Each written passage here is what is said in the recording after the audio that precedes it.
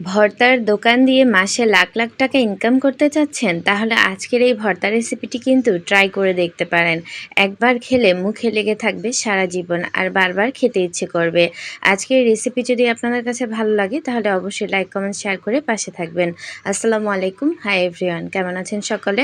আল্লাহর অশেষ রহমতে আমি বেশ ভালো আছি, শুকরিয়া। হঠাৎ করে আমার ইচ্ছে হলো একটু ঝাল ঝাল করে চিংড়ি মাছ ভর্তা করব। সেই জন্য প্রথমেই আমি শুকনো মরিচগুলো ভেজে নিলাম।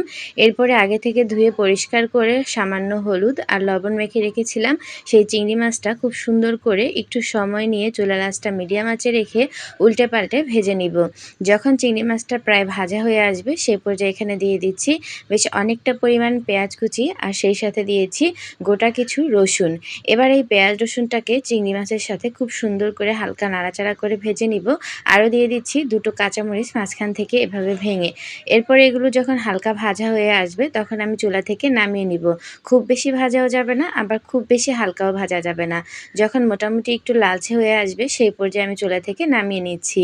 ঠান্ডা হওয়ার পরে পাটা আর পুঁতা নিয়ে নিয়েছি। আপনারা চাইলে ব্লেন্ডার জারেও ভর্তাটা করতে পারেন কিংবা হাতেও ডলে নিতে পারেন।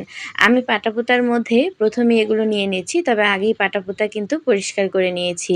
এবার এখানে যে মরিচ ভেজে রেখেছিলাম সেখান থেকে দুটো শুকনো মরিচ নিয়েছি আর কাঁচা পেঁয়াজ নিয়ে নিলাম, সেই সাথে স্বাদ মতো লবণ নিয়ে নিলাম, সেই সাথে সুন্দর ঘ্রাণের জন্য ধনেপাতাও নিয়ে নিয়েছি। এবারে এই সব কিছু খুব সুন্দর করে আমি কিন্তু বেটে নিব। এই যে দেখুন, তবে হ্যাঁ, আমার ভর্তাটা কিন্তু খুব বেশি মিহি করব না, একটু আধা বাটা টাইপের হবে। এই যে দেখুন, আমি খুব সুন্দর করে সব কিছু বেটে নিয়েছি। এবার হাত দিয়ে একটু মিক্সড করে নিলে হয়ে যাবে। আপনারা একটু লবণটা চেখে দেখে নেবেন, যদি লবণ কম বেশি মনে হয় তাহলে দিয়ে নিতে পারেন। এই পর্যায়ে আমার ভর্তাটা কিন্তু একদম রেডি হয়ে গেছে। আর ভর্তা বাটার পরে পাটায় ভাত মেখে খাবো না, সেটা কি হয়? এই যে দেখুন, আমার ভর্তা মাখা হয়ে গেছে। এবার ভর্তাটাকে উঠিয়ে নিয়ে সেই পাটার মধ্যে আমি কিছুটা ভাত নিয়ে গরম গরম এগুলোকে খুব সুন্দর করে মেখে খেয়ে নিচ্ছি। এই স্বাদটা কিন্তু অতুলনীয়। কে কে আমার মতো এরকম পাটায় ভর্তা মাখার পরে খুব সুন্দর করে ভাত মেখে খান, অবশ্যই কমেন্টসে জানিয়ে যাবেন।